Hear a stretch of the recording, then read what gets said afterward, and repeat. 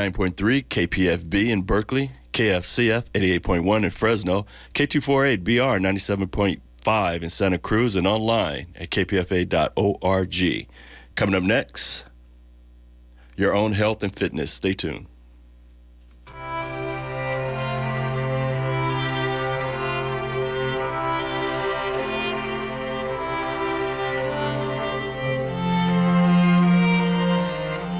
Welcome to Your Own Health and Fitness. I'm Lena Berman.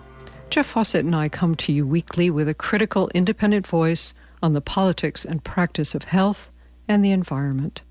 I can remember when phrases such as secret ingredients were used in marketing manufactured foods to impart magic, mystery, and allure to those products. What has happened over the past 50 years is the ingredients in food have become a source of a rather bad kind of mystery and magic. Genetically modified organisms are only the latest of this sad story of language, food, and science gone wrong. And unfortunately, the more we learn about GMO foods, the worse the story gets. Despite reassurances to the contrary by food growers and food manufacturers and the regulators who are supposed to make sure that we aren't damaged by what we eat. A central character in this tragicomedy is Monsanto's family of Roundup products, the herbicide Roundup itself, and the Roundup-ready crops developed through genetic engineering to remain unaffected by that herbicide. The active ingredient in Roundup is the chemical glyphosate, which is not only an herbicide but an antibiotic, not to mention its origin in its use as a chelator for chemically scrubbing mineral and metal deposits out of industrial plumbing. Residues of glyphosate are passed on in areas sprayed to control weeds, such as private and public lawns where people sprawl to bask in the sun. Residues are also passed on in food, in the ingredients that are the foundation of contemporary diets, ingredients such as soy. Those exposures are implicated in a wide range of chronic illnesses. Glyphosate turns out to be so pervasive that a study done for the FDA found that it can be found even in rainwater. The good news, of a sort, is that people are figuring this out and doing something about it.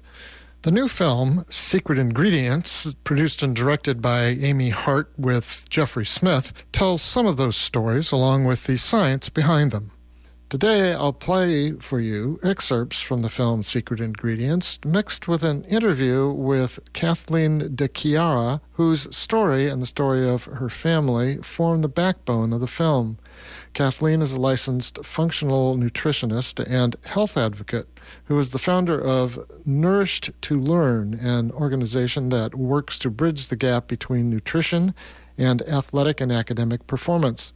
She is also the author of The Hidden Connection. This first clip you're about to hear opens the film. It features Kathleen talking about her experience and the experience of her family. After it runs, I'll come back and talk with her.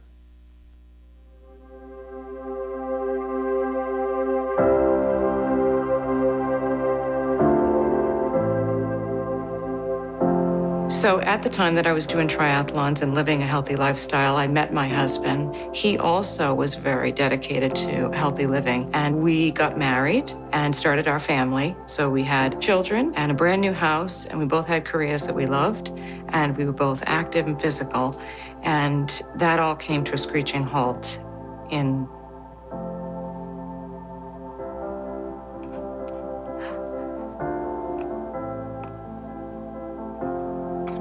August of 2007.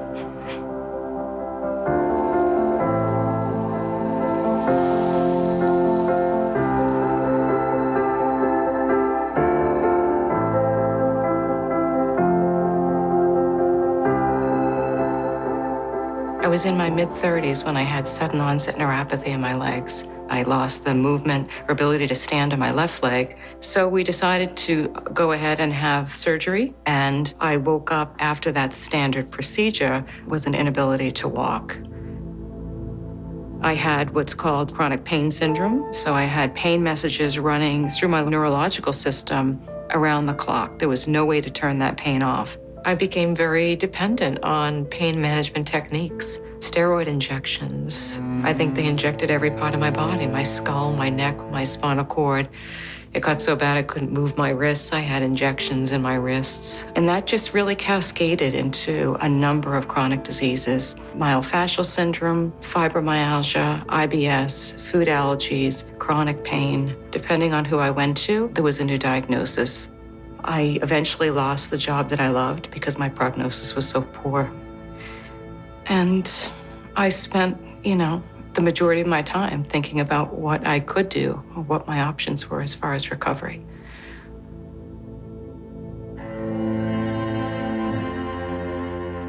At the same time that I was receiving my multiple diagnosis, my son was diagnosed with pervasive developmental disorder, which is an autism spectrum disorder. And as a parent, you're sort of, when it's your first child, you don't know where to go. You don't really know what to do with that information. A well-respected neurologist said that he would never speak and that he would never have peer relationships or social experiences, potentially not live on his own, never get married, and that his social anxiety was so severe that he really needed medication to be able to survive in society.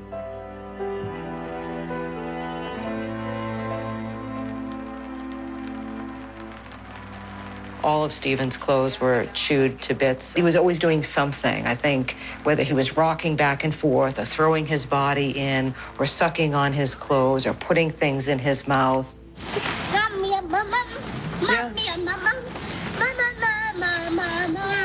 He would use those kinds of movements or flapping as a way to calm his central nervous system. And if he wasn't doing it, then he was usually shut down.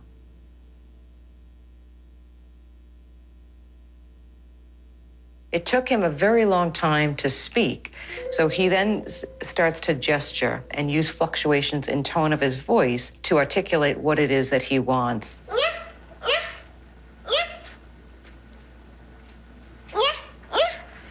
You cooled your Stephen required a lot of speech therapy. When I started working with him and joined his team, he was in second grade. At that time, Stephen was communicating with mostly gestures. And when you can't control your tongue and move it or pull it back in or pull it forward, you have to teach the child how to do that. And Stephen had to be taught that over and over again. My son Camden had early signs of asthma, so getting chest x-rays to look at how much scar tissue was developing from repeated cases of bronchitis. In fact, we had to rent the nebulizer so often from the pediatrician that she suggested we buy our own, which we did. He was very puffy looking and swollen, but then we thought, well, he's chubby. He's just a chubby baby, and isn't that cute? But in the back of my mind, I'm thinking, I don't know that his belly should be that distended and hard-looking and big. He was prone to constipation, which would then lead to mood-related issues and agitation and anger. I felt like he was very hot and cold, happy one minute and then in an anger and rage in the next. You couldn't reason with him. We had to wait for him to calm down so that we could even have a conversation with him. So in Trayson's case, his body was covered in rashes, head to toe, behind the knees, was so inflamed, he was bleeding. My husband is naturally very lean and athletic. He was doing all natural bodybuilding and has a really good build. So we noticed that on one side of his chest, he was developing an enlarged breast tissue. So he went and had a mammogram, and that came back as a benign tumor called gynecomastia in men. What they recommend is if it bothers you enough, then they recommend surgery to have it taken out, basically. And, I asked the doctor, how does it come? How does it come about? And they really didn't have many answers. But I had my suspicions that something we were eating every day may have been contributing to the gynecomastia. So what was really happening in our family was that each family member was developing a chronic condition of the body, one at a time, slowly and accumulatively, so that eventually, when I wrote everything down that we were managing, we had 21 chronic diseases in one family. I mean, we were making conscious choices every single day to live a healthy lifestyle, and something went terribly wrong. But we blended in with everybody else because everybody else had the same problems. They were doing the same things. They were in the therapy rooms. I was having conversations with mothers that we could all relate to each other because everybody had children and or themselves that had chronic conditions. So our son was diagnosed on the autism spectrum when he was 3. My youngest daughter started having some GI issues. My daughter was about 8 years old, and she was looking really inflamed and puffy, and she was starting to develop breasts. I was diagnosed with stage 2 breast cancer. I have had 3 miscarriages. My first boy, he had an allergy to milk and then to nuts. And I know that our family is like every other family out there. I know people are doing the same exact thing, that as the symptom comes up, they address that particular symptom. And before you know it, one is piled on top of the other, on top of the other. So we were essentially, at a very young age, even though we were health conscious, we were managing early signs of chronic disease. Around age 2, Trayson ate a peanut, and he had an anaphylactic reaction. And like what any family would do when you have a child with a peanut allergy, you remove all peanuts from the house. And I said, why is it that we're willing to remove foods from the house that we know are life-threatening to an individual that would have an anaphylactic shock, but we're not willing to remove foods that would create chronic disease and a slow death? Because essentially what you're doing is you're still contributing to death, but on a very slow, steady basis. And that's when I said, I will never bring foods in this home that do not contribute to health, that in any way jeopardize anyone's health in this family. And that was the beginning entry point from when I started to look at the food and the body and the physical symptoms. I decided that I would learn as much as I can. So even in a short period of raising a family and trying to reverse my own condition, I spent 1,700 hours studying only nutrition, 100% holistic nutrition. And I learned some of the biochemistry behind autism and how food chemicals break down in the body and the mitochondria and the endocrine system. And that became really interesting, where I started to really learn about specifically what autism can teach us. In fact, autism was my greatest teacher about the human system and its interaction with food. Oh, try it again. Cool that air. Make that air cool your tongue. I mean, I can remember, I think he was 5 years old. I'm trying to teach him how to read. So I'm looking at a word, let's say cat, and I'll say, ah. So repeat after me, ah, and he'll get it. Take him a little while, but he'll get ah. And then I'll go to the T. Okay, so give me the T sound, t, t, t. It'll take him a while, but eventually he'll get it, t. So I'll say ah again, and the t again. Now I'll say, no, but let's put them together, act. Couldn't do it. Could not do it. It was the most frustrating thing.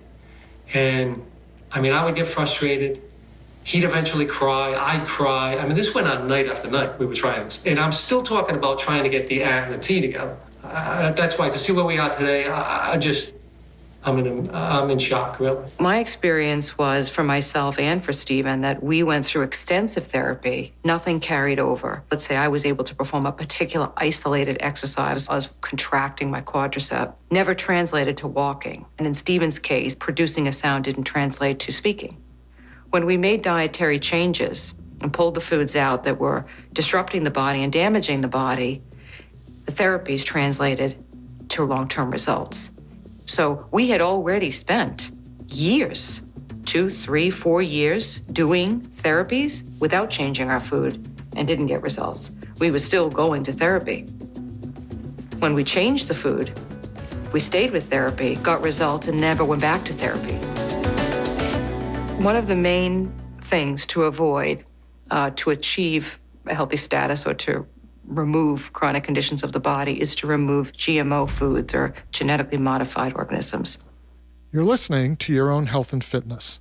I'm Jeffrey Fawcett. You've just heard the opening to the film Secret Ingredients, about the health effects of GMOs, Roundup, and glyphosate. That clip featured Kathleen DiChiara, with whom I get to talk right now. Kathleen DiChiara, welcome to Your Own Health and Fitness.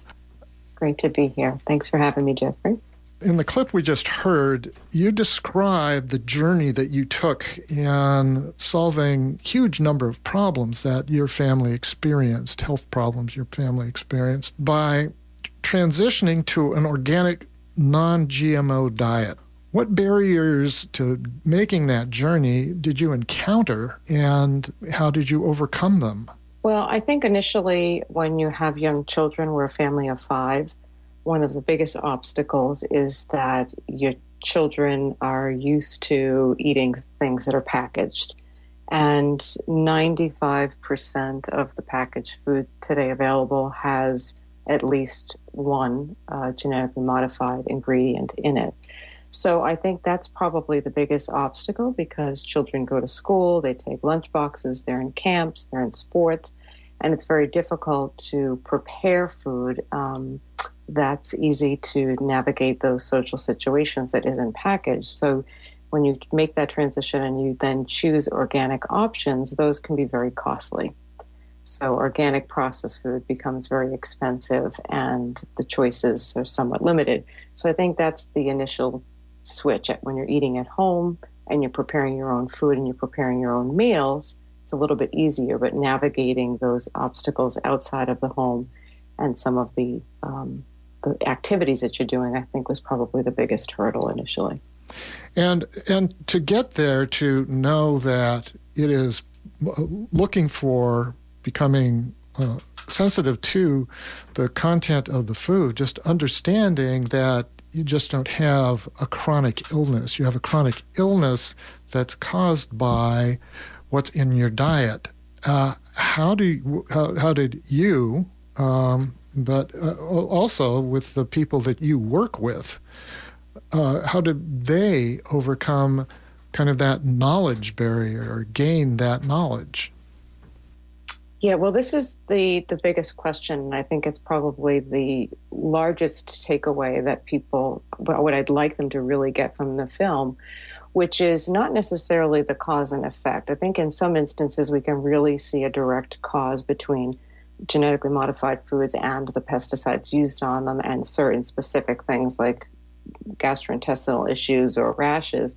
But there is also this element that we found in our particular case, because we had 21 chronic conditions that we were struggling with, some of which had been going on for very, very long, like many, many years, up to 10 years, that weren't necessarily the direct cause by genetically modified foods and or the pesticides used on them, but we couldn't recover from. So in that instance, they were keeping us in a perpetual cycle of illness. So we couldn't recover from those kinds of conditions. We were doing aggressive therapies, physical therapy, occupational therapy, speech therapy, and we were seeing some slight improvements, but we were never getting well enough not to continue those therapies. So we were a young family, really, really trying to do well and get better, and we were not getting ever out of that place. And it wasn't until we removed the genetically modified foods and the pesticides for, at that time, which was our son's chronic eczema, and then we removed it from the whole family, did we all then have full resolution. So it was a very life-changing and earth-shattering in some ways experience for us, because we realized that, in essence, it was affecting all of us at such a deep level that we couldn't have anticipated. And I think that, many people don't realize that. I think it's hard for us to see those kinds of connections. And I think that that's such an important takeaway for people to understand that, these ingredients or these pesticides that are in the food are going into the body and in many ways really preventing people from reaching their full potential and keeping them in a chronic state of inflammation. And it's just a very, very powerful thing for people to see through our story, but then to make that relationship potentially in their own life and to ask that question of themselves, which is, am I finding myself in that same vicious loop that I'm not able to get well, despite my efforts? One of the things that you mention, I think it's in the context of discussing your oldest son, it has to do with kind of multiple causation for, in this case, autism spectrum disorder. the question that's on my mind, given what you just said, is it sounds like what you're saying that no one should walk away from this film thinking necessarily that a non-GMO organic diet is the answer, is a panacea, that there are other factors that are going to be in play in dealing with sets of quite complex, sometimes complex, chronic illnesses. Is that accurate? Yes, that is accurate. And I think in certain instances, we absolutely can see that there can be very specific connections that somebody, in the instance, like I said, of my youngest son, we could very clearly see that when he was exposed to a very specific, in this case, canola oil, he got a very serious case of chronic eczema and raging, skin irritation and rash. But in these other instances, these more complex conditions, in the instance of my oldest son, it wasn't that clear. It wasn't that simple, shall we say, yet that, yes, there was this underlying complex, multifaceted disorder of apraxia and speech and language delays and complex disorders of the body, and that you couldn't necessarily just say that the removal of genetically modified foods and pesticides and a switch to organic diet was, in essence, the cure-all, but that we were doing all of these other things for him since the age of 2, which is when he started early intervention, and years and years and years and years of therapy, and he was not making any substantial gains. He was still going to all of those therapy all those years, and when we switched the diet, there was a significant and very, very dramatic change in a very, very short time. So much so that it literally took our breath away. And so it was very remarkable. And if we didn't see it with our own eyes, we wouldn't have believed it. But it was that powerful. And I think that, even to us, it really spoke volume to the fact that there was something in his system that was really preventing him even from getting the most out of all of those years of therapy that we had really underestimated. Wow. Yeah. Towards the end of the film, I think it's Jeffrey Smith asks a physician with whom you worked, yes, about what physicians actually know about nutrition as a central issue. And the question that brings up for me is that medical and public health professionals are where people naturally turn for help. And yet the answer that this doctor gave was quite revealing. I mean, it's something that a lot of people are really already aware of. But his answer was basically to give a deep sigh and essentially say, well, really not much. I got 2 hours of lecture in medical school, and that was it about nutrition. Right. So the question isn't so much how well-versed or prepared are medical and public health professionals prepared to deal with nutrition-based diseases, conditions, illnesses that have substantial nutritional component to them. But what do you think it implies about how people should approach these problems, both in seeking treatment and in protecting themselves in the first place? Well, I think for one, I think that doctors shouldn't be blamed. For one, I think, we're pointing the finger in the wrong place. I think that his response is a reflection of his own frustration. And I think, our tendency is to sort of say, well, they're not trained and they're not equipped to, give us that information. But I think, quite frankly, we're shopping in the wrong place for health. I think that our medical doctors are there to deal with acute illness and disease. And by the time we are in the doctor's office, we are already sick. Right. So that is not the place for us to necessarily be unraveling all of the things that have essentially gone wrong with lifestyle. And believe me, I learned this the hard way. I felt frustrated. I was there. I was asking, most of my medical professionals, including that very doctor who I really like very much and very much respect, that I wanted him to solve my problems at that time. But the fact of the matter is, most of those people that are going in and asking for help in that situation are really not looking for lifestyle interventions. They are looking for pharmaceutical interventions. They are looking for medical therapies. They are looking for pain management techniques at that point. They are pretty deep down into some very serious and complex chronic disease ailments. And I think we have to shift the focus to where it is that we are getting our health, which is lifestyle-based. And it happens in our own homes, and it happens with our personal choices. And it's something that we all know, but very few people actually execute. And then once we're motivated, it's because we're already sick. The one thing I would say about the medical community is that I do think that if the patient or individual is asking questions about their health or what might be related, that they don't discourage them from exploring lifestyle and nutrition as a possible cause. My husband is a very good example of that. He had developed a benign breast tumor called gynecomastia, and he was told that he needed to have it surgically removed. He's very lean and athletic. It was a large tumor on one side, and it developed very suddenly. And he asked the surgeon, why does this happen? Why would somebody like me develop this? Is there anything? He said, it has nothing to do with anything you've done. It's not diet related. It's not lifestyle related.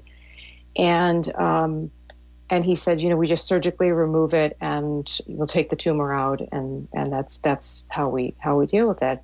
And so when he came home and told me about it, we talked about the different things. He had a mammogram. We ruled out breast cancer.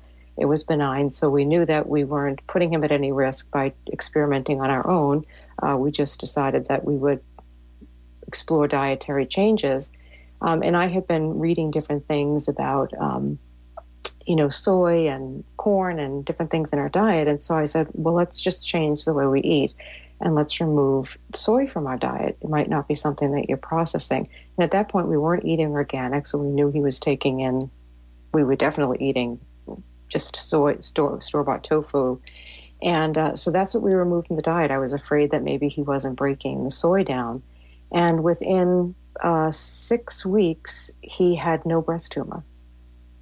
Amazing. And so it was, so no surgery, no nothing, completely gone, 100% resolved. And that's a perfect example of where he advocated for himself. He asked a question. And now, certainly, it's not a good business model for that surgeon to say, oh, no, there's plenty of other things that you can do on your own, because he's in the business of doing surgeries. But in essence, it was, it probably would have been good practice or best practice for him to say, there are things, for him to be aware that there are maybe other things that people can and should do. So I would argue that certainly there's a lot of room for improvement, and certainly our medical community should be do no harm, and a patient should be aware that there are always things that should be explored before they undergo any type of invasive therapy or surgery or cut the body open. So I just think that the consumer really has to understand, at the end of the day, we are responsible for our health. We are responsible for every choice, to have surgery or to not, to have health or not. It's a very active process to engage in a healthy lifestyle and to really maintain your health every day. Physical movement, your lifestyle, your diet, your nutrition, your overall well-being. And that our medical system is really to support us should we not be well, should we get to that point where acute illness strikes. And there are amazing people there to support us once that happens. And I just think we need to stop turning to the medical care system for our lifestyle and healthcare needs. And I think if we can really engage the consumer in that possibility that they really are in charge and that they can do it, then we can shift and turn that around and have people feel really more empowered about their outcomes. I'm going to take a brief musical break. When I come back, I'll continue talking with nutritionist and health advocate Kathleen DiChiara about the film Secret Ingredients. Stay tuned. We'll be right back. You're in the right place.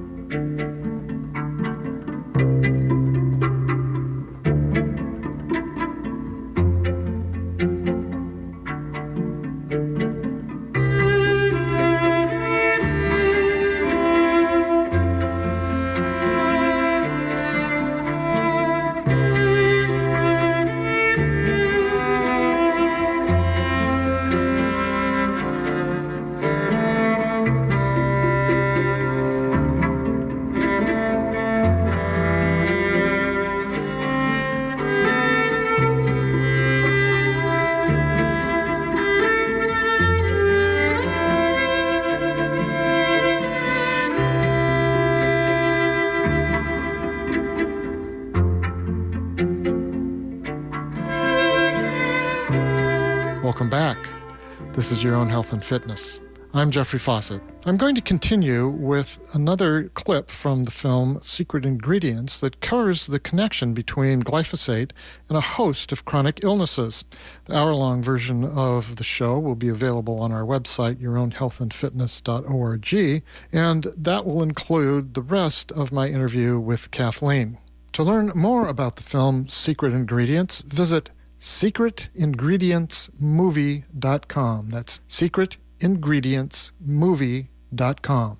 The principal voices in this clip are Jeffrey Smith, who is a producer of the film, but also is a major force in the anti-GMO movement and president of the Institute for Responsible Technology. You also hear David Perlmutter, who is a MD and a researcher who has written extensively on gut and neurological health, and also Michelle Perro, who is also an MD, who I interviewed not too long ago about the work that she does in anti-GMO treatment of children.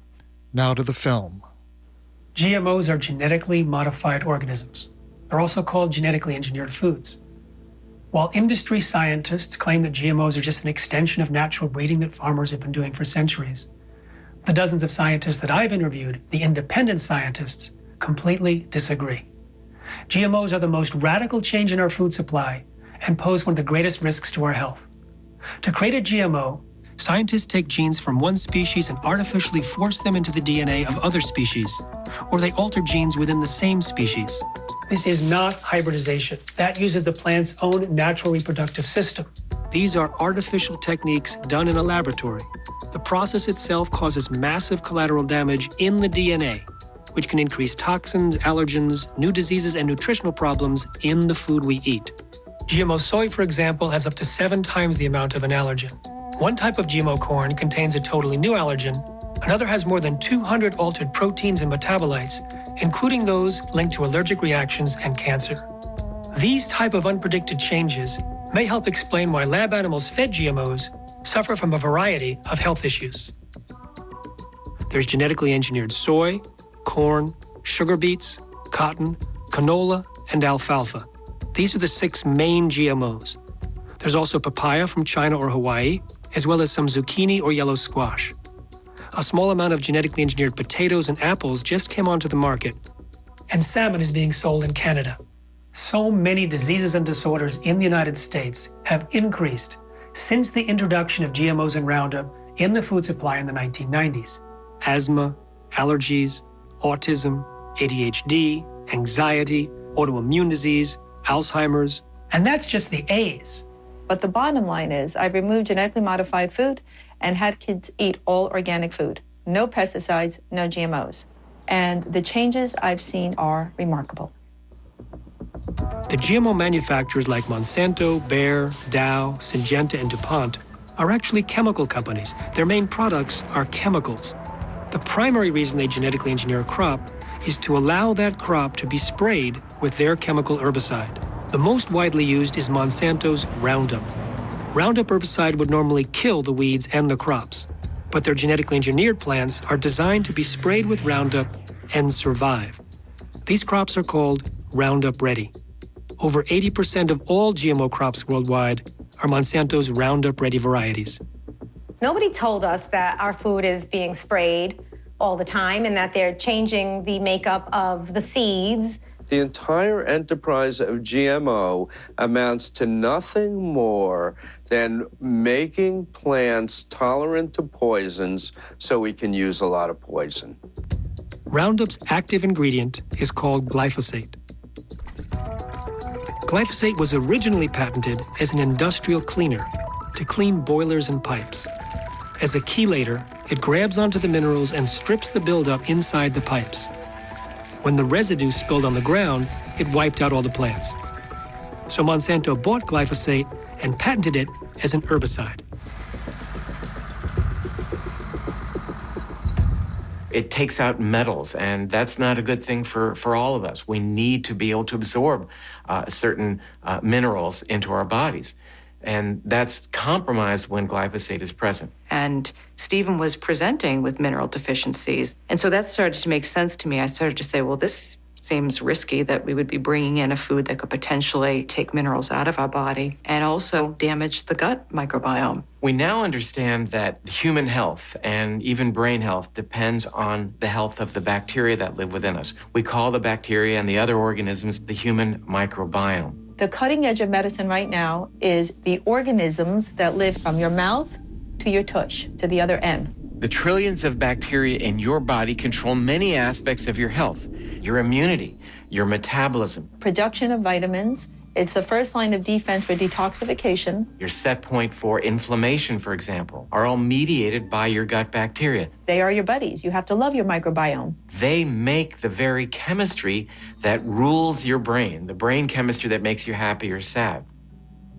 When Roundup first came out on the market, we were told that it wouldn't affect human health because humans don't have the shikimate pathway. And that's a pathway that plants have. And that's where Roundup affects plants.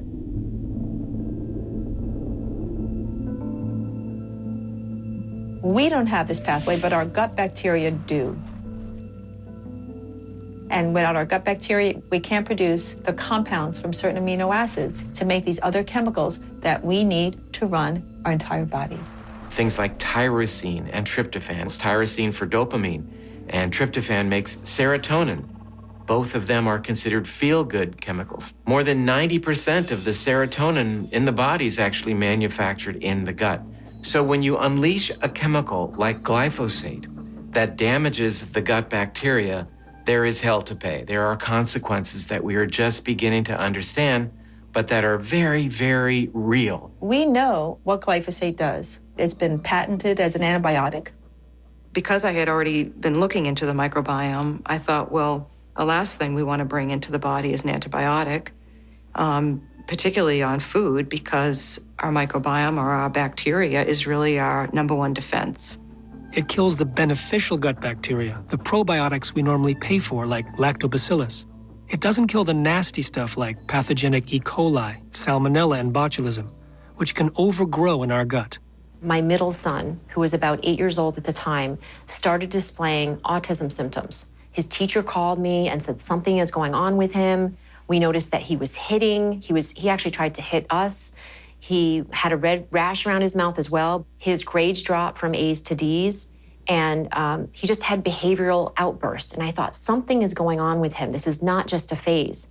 So I took him first to our doctor, and he said, I'm going to test for fungus. And I said, why for fungus? And he said, well, because sometimes pathogenic gut bacteria leads to inflammation in the brain, which can lead to behavioral issues. And he tested at very high levels for this fungus, the same fungus which is present in children with autism. Also Clostridia difficile, all kinds of bacteria, and he tested positive for over 19 different food intolerances. He said, your son has leaky gut. And I said, what does that mean? He said, he has holes in his small intestines. My son had holes in his small intestines. Why is this happening? And at the same time of this diagnosis was when we had the glyphosate testing. So my son was the first one tested for glyphosate in his urine. And that is when we discovered that he had 8 times higher of the level of glyphosate in his urine than was found anywhere in Europe. So we eliminated any source of glyphosate, and we went all organic. So within 6 weeks, we tested him again, and the glyphosate levels in his urine were no longer detectable, and his autism symptoms were gone. And they have never come back. It's been over 2 years. We now can connect the dots very easily. Autism and Alzheimer's, Parkinson's, multiple sclerosis, these are inflammatory diseases of the brain. And guess what? It's the bacteria in the gut that regulate inflammation, and these are the bacteria that are damaged when they are exposed to glyphosate. I don't believe that every case of autism is triggered by genetically modified foods, but I don't think any child on the planet can recover from autism by consuming genetically modified foods. Wow, Jeffrey, this is a terrific show. Thank you so much. This particular show and topic, interestingly, covers all the things that we've been discussing on Your Own Health and Fitness as our mission and message these last really close to 24 years now. This is Your Own Health and Fitness. I'm Lena Berman. Jeffrey is with me here, and we've been listening to a show that he did, which is a combination of clips and interviews from Secret Ingredients, the DVD, which is going to be our fund thank you gift. You know, of course, KPFA is your thank you gift. That's your thank you gift. And it's a lot easier for KPFA and cheaper for KPFA if you donate directly online at kpfa.org,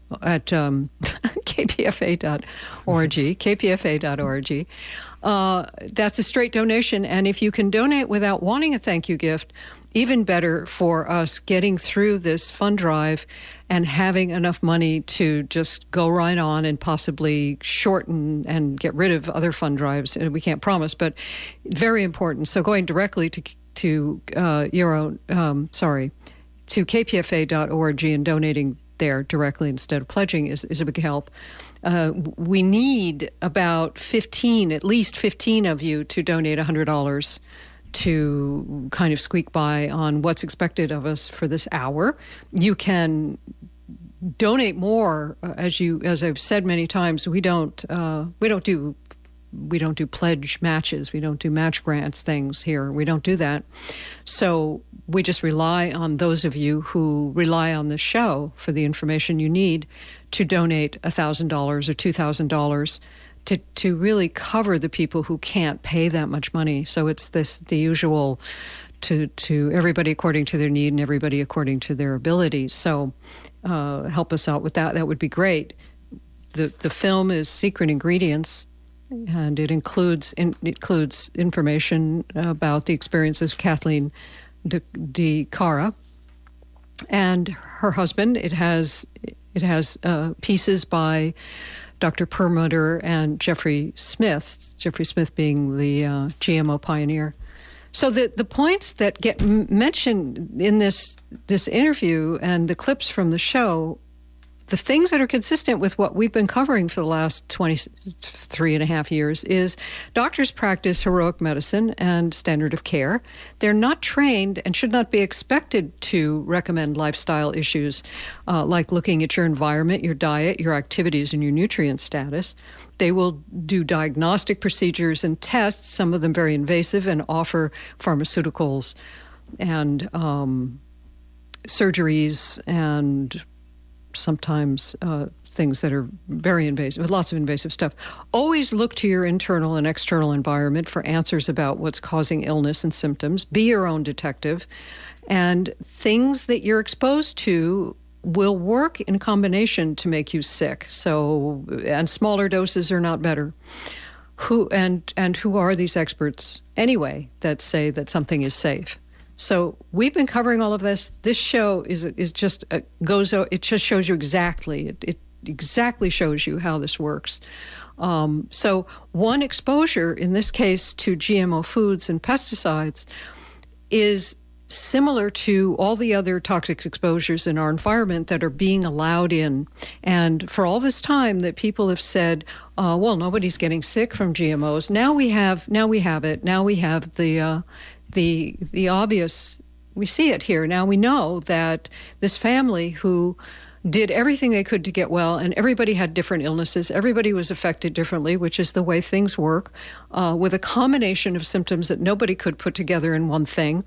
Got rid of the GMOs as much as they could in their diet by switching to an organic diet. And that was the first time they got well, including this remarkable experience of their son not having autism anymore and not even testing for having an overwhelming amount of glyphosates in his urine. So it's very, very clear here. There's no question here. And this Kathleen De Cara, who was her own detective and did all this research herself, says again, what are doctors for? You know, they're just not for what people go to them for when they're really sick and desperate. So this film is very important, and I believe that you should donate for more than one copy so that you can share them with your family members and the people you love and the people who are skeptical. Because if you don't do anything else, and these people did everything, then changing your diet to an organic diet, and we are not being sponsored by some organic organization, that has such a dramatic effect that these people got better. For the first time, they got better because they switched to organic foods. So this is very clear now. We can't say that GMOs don't cause illness. Isn't that true? Yes. One of the things that I think is a great virtue of this film is that it's very focused on the connection between genetically modified organisms, use of Roundup, presence of glyphosate, and this whole host of chronic illnesses that have appeared. And in the film, you'll hear there's at least half a dozen, maybe 10 families that talk about their various experiences. So for a copy of this DVD, we're asking that you donate $100. And the fastest way to do that is to go to the website, kpfa.org, and donate directly there. That would be a swell thing to do. You can also pledge $100 to get the DVD by calling 800-439-5732. That's 800-439-5732, and pledge that $100 or more or less if you have it.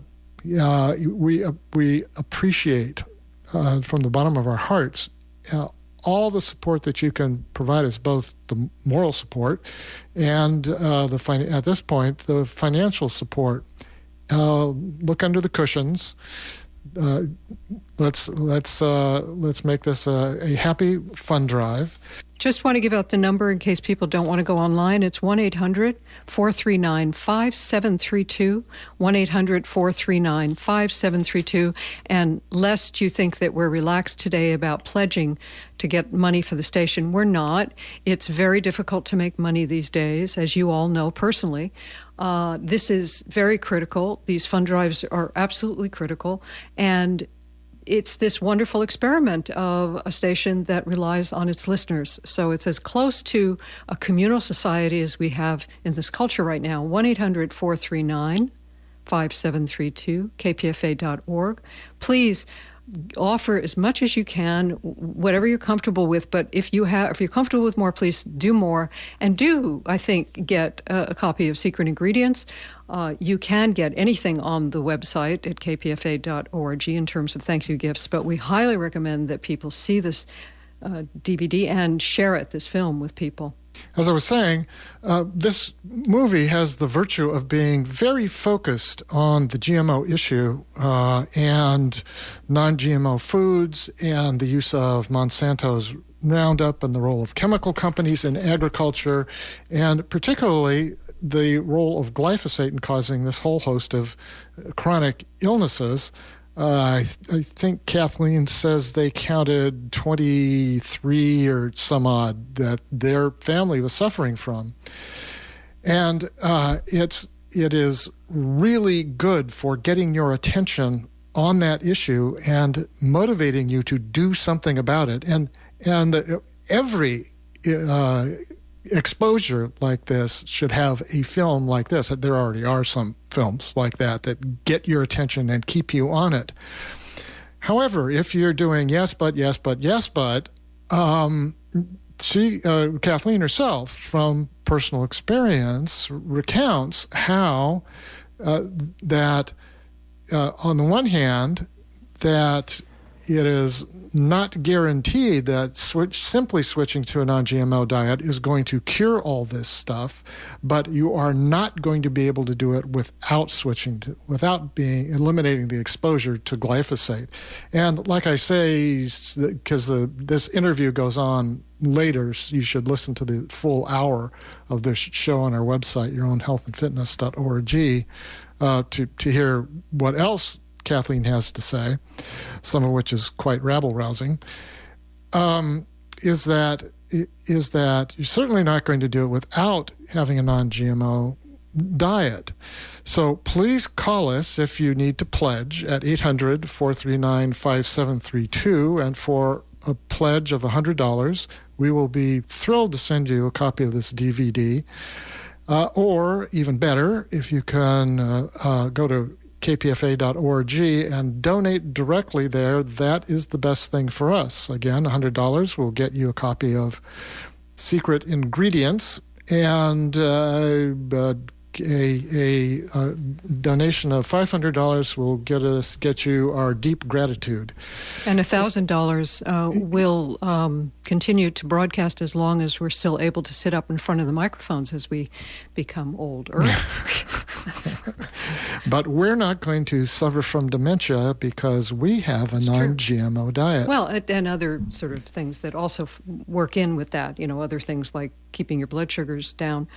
It is astonishing how dangerous these GMOs have now turned out to be. We've been covering this topic for a long time on this show, and for a long time nobody knew for sure what it was doing. And now we do know that it damages the microbiome and that it destroys people's abilities to make the kind of amino acids that are absolutely very, very important for your mood, serotonin in your gut, for instance, and also the bacterial balance in your gut so that you don't end up with pathogens and funguses taking over when the good probiotics have been destroyed by the glyphosates. How much this points to all kinds of, I love that she says, damages to the microbiome from the mouth to the tush, very dear to my heart. And so protect your tush and get informed, learn from a family that turned around really, really scary things by switching their diets. That was like the first thing that really, really worked. I mean, it stopped her husband from having a breast cancer incident. He had a benign tumor, and it reversed it. It got rid of it, and the son stopped being autistic, and on and on and on. And she had stopped. Just really, really. So let them be your teacher if you want to. They'll give you the start. The film is called Secret Ingredients. It's a $100 pledge. Pledge more if you can. Pledge what you can if you can't. If you have the money to send us $1,000 or $2,000, given that we don't do these, these matches, we just ask for people who have the extra money to send us the extra money during this hour to let us know that this is what you want to hear from us. What an important show. Thank goodness for Jeffrey Smith and the work he's been doing all these years. He's kind of the producer of this film, isn't he? Yeah, he's one of the producers. The other is Amy Hart. No. Okay. So again, 1-800-439-5732, kpfa.org for a direct donation. $100 will give you a thank you gift. If you want to pledge or donate without a thank you gift, all the better for KPFA. But in this instance, I really want people to have this DVD. I really want people to watch it. I want it to get out there so that people can push back and protect their health. This is so important. This is what we've been trying to teach all these years. It's going on 24 years now. 800-439-5732. Pledge what you can. $100 will get you a copy of the DVD of Secret Ingredients, or call. Let's all call together. 1, 2, 3. Or go to the website kpfa.org and donate directly there. And again, $100 will get you the DVD Secret Ingredients.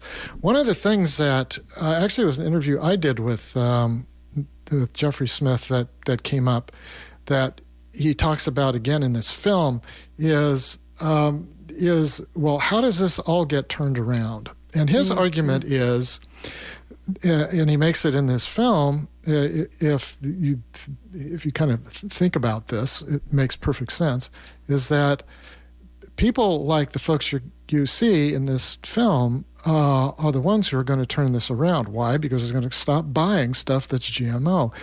There are food manufacturers who are extremely sensitive to that. And the one who comes immediately to mind is Kellogg, that is shifting to non-GMO products.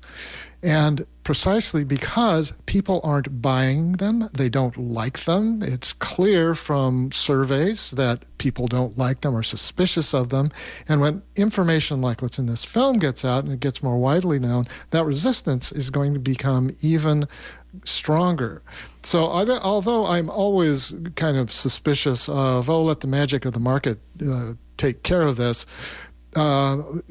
This is organizing because it's people working together and forming each other. One of the things that I asked Kathleen about is how important support from others is, and it's an issue that comes up in the film, is how folks who are trying to figure this stuff out get support from each other and help each other and work each other and stop buying this stuff that poisons this. Well, now there's this film, that you can share with people, and this gives you a very fast-track education on this.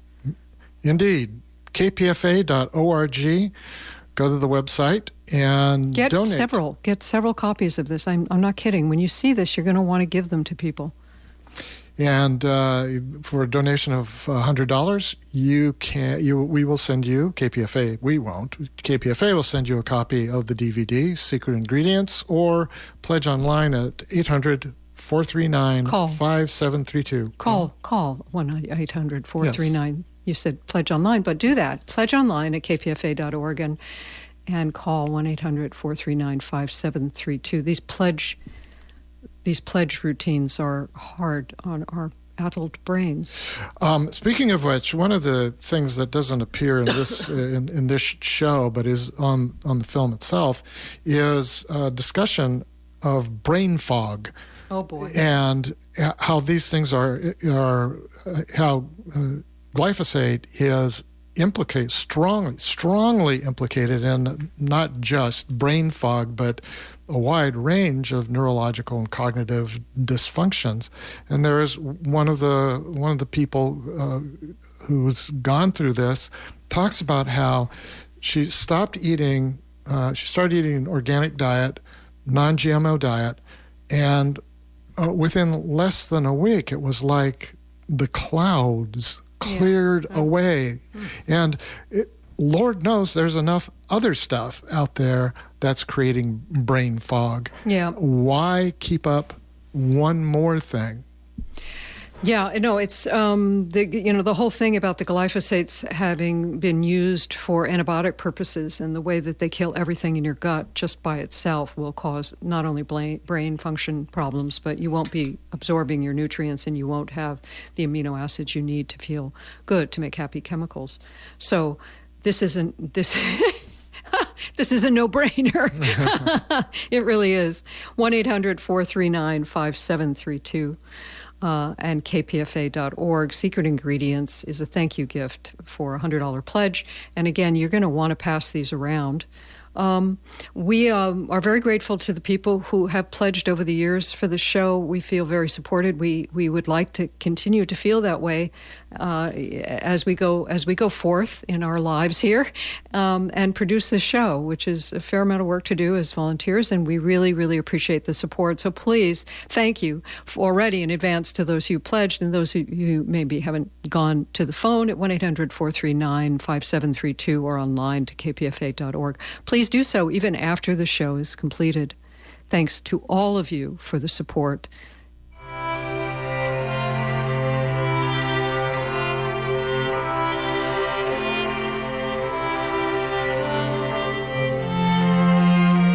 Thank you for joining us today.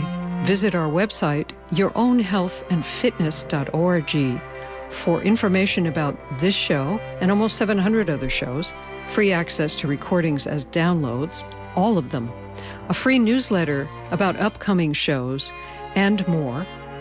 It's all at yourownhealthandfitness.org. Your Own Health and Fitness is produced by Lena Berman and Jeffrey Fawcett.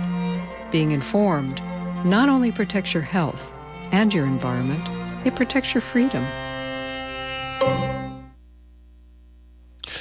You are listening to 94.1 KPFA,